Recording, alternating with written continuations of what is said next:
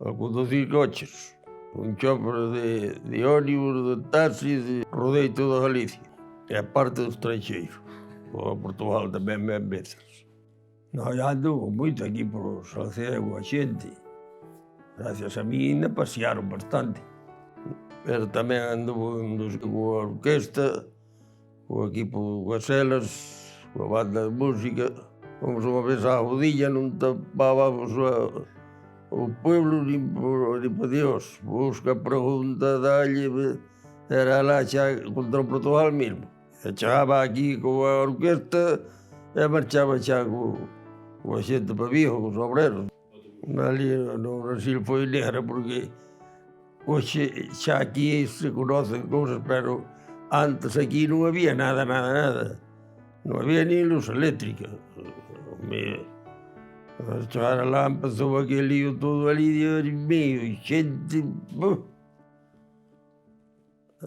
salía a cobrar, ríanse de ti. Díxome un día, o español, se você non dá o troco, a miña libertad acabouse.